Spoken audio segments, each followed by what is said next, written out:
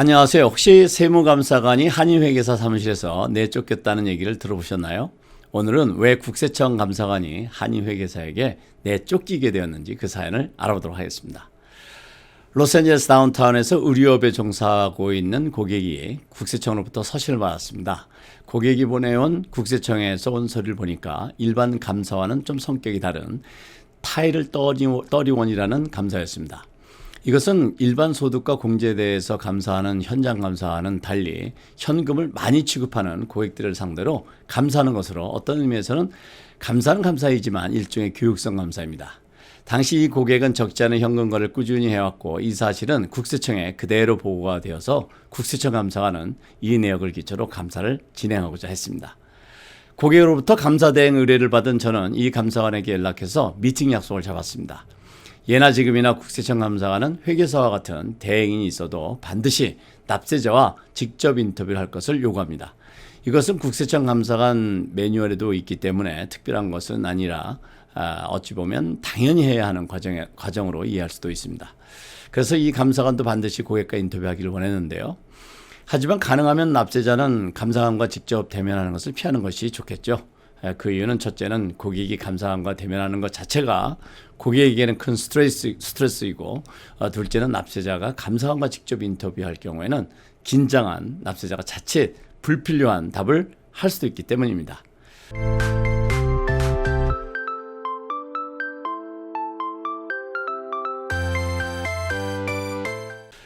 그래서 저는 가능하면 제가 대행하겠다고 했지만 감사관은 납세자와의 직접 인터뷰는 꼭 필요하니까 함께 참석해달라는 당부를 했습니다.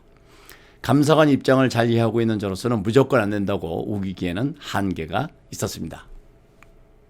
그래서 시작부터 감사관과 불필요한 갈등을 만들 필요는 없고 또 고객이 함께 미팅한다 하고 하더라도 제가 적당히 통제하면서 진행하면 괜찮기 때문에 미팅 약속을 잡았습니다. 현금 거래를 많이 했던 고객은 상당히 불안해 하셨지만 저는 고객에게 대응하는 방법을 자세히 설명드리고 편안하게 참석하셔도 된다고 설명을 드렸습니다. 드디어 감사관과 만나기로 한 날이 돌아왔습니다. 그런데 미팅하는 날 이 감사관은 한인 감사관을 대동하고 나타났습니다. 상당히 의외였습니다. 국세청 감사관은 묻지도 않았는데 한인 감사관과 함께 미팅에 참석한 이유를 설명했습니다. 그 이유는 납세자가 영어를 잘 못할 경우 한국말로 하는 것을 국세청 감사관이 들어야 하기 때문이라는 것이었습니다. 저는 솔직히 참 가지가지한다라는 생각을 했습니다.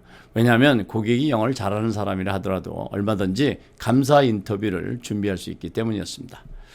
결국 감사관은 저와 납세자가 한국말로 하는 것도 감사하겠다는 취지를 켰습니다. 그렇다 보니까 시작부터 분위기가 팽팽해질 수밖에 없었습니다.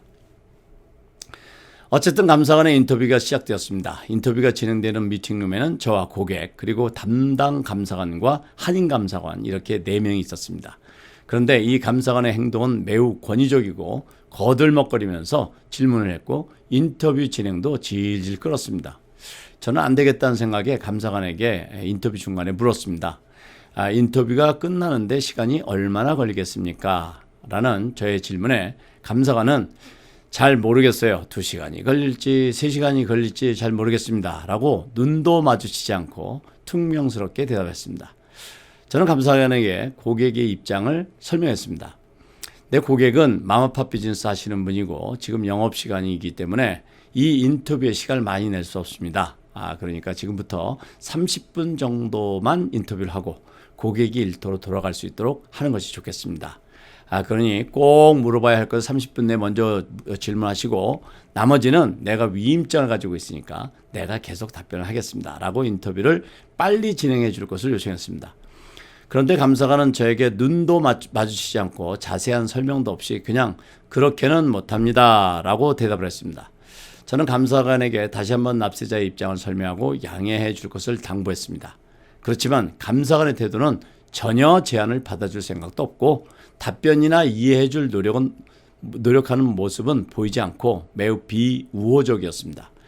저는 전략상 이 감사관의 이런 태도를 그대로 받아들이고 인터뷰를 계속 진행하는 것은 고객에게 도움이 되지 않을 수 있다는 생각을 했습니다. 그래서 저는 고객에게 말했습니다. 사장님, 일어나시죠. 이제 그만 회사로 가세요.